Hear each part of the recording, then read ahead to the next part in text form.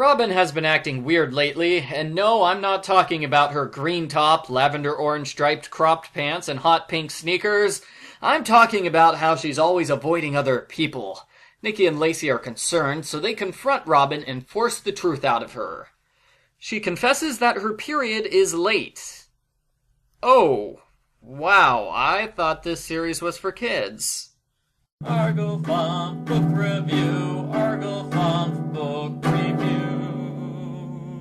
It's quickly revealed that this is a fake pregnancy scare because Robin hasn't had sex with her boyfriend, and you have to have sex before you can get pregnant. That's basic biology. But Robin doesn't care. She's convinced that she's pregnant.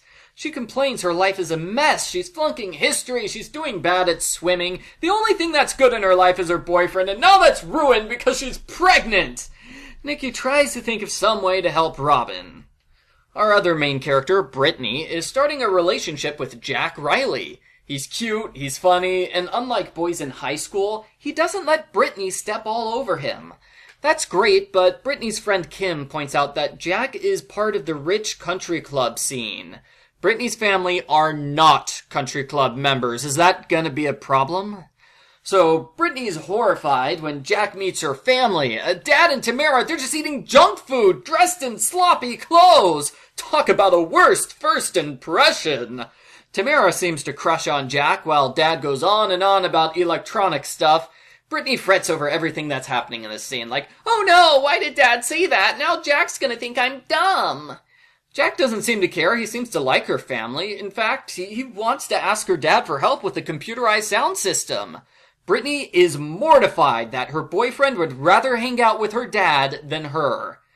Don't worry, Brittany. I'm pretty sure Jack won't break up with you in order to date your father. You gotta calm down here, Brittany.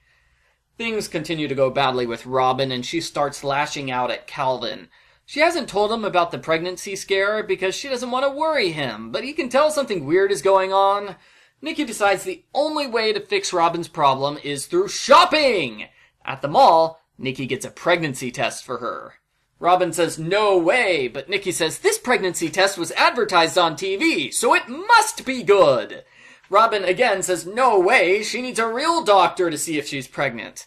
While they're putting the pregnancy test back on the shelf, a toddler knocks Robin over and the test flies across the room right in front of Brittany. Dun dun dun! Brittany's at the mall with Jack and she's stressing out because she doesn't want him to learn her mother owns a floral shop.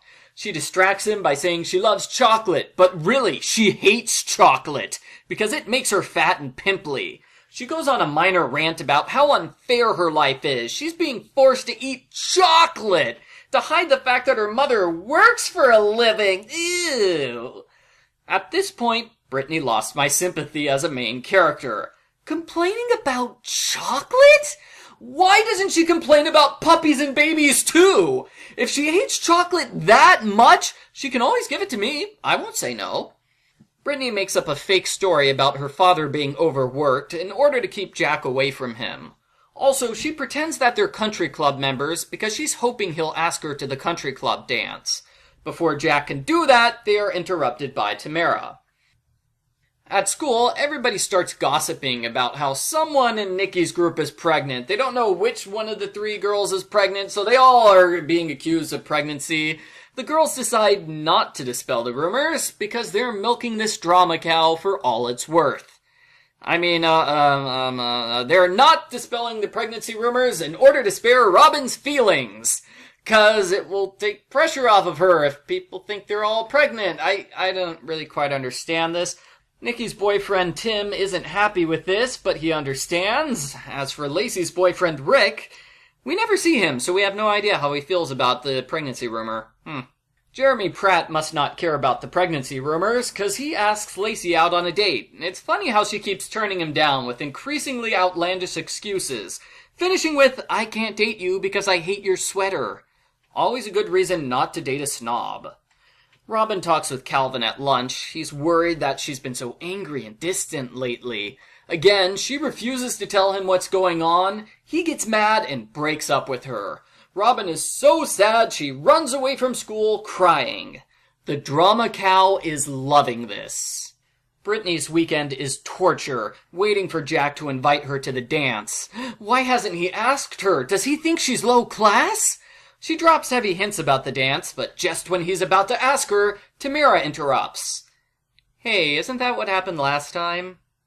Brittany and Jack go to the mall, and she accidentally breaks her #1 relationship rule, don't tell a guy what you really think.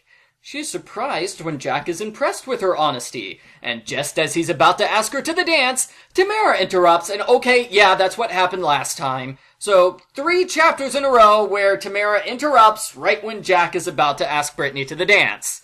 It's a tad repetitive, but Brittany just complained about how much she hates ice cream sundaes, so I don't mind seeing her squirm a bit. Jack asks Brittany to dance for real, and she's happy for a brief moment, until she learns that her mother's flower shop might cater the dance. She's related to the hired help! Oh no! Brittany tries sabotaging her mother by revealing her bid amount to a competing florist, but Brittany has a sudden pang of conscience and realizes she can't ruin her mother's career like that. So instead, she tricks Mom into putting an assistant in charge of the job. That way the country club people will see the assistant, not Mom. Disaster averted! Nikki sets up a doctor's appointment for Robin at a local clinic. Robin forces her friends to wear disguises when they go, because she doesn't want to get recognized.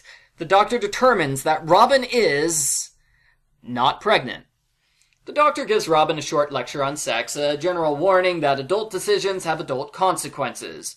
Robin knows that she's not emotionally mature enough for this.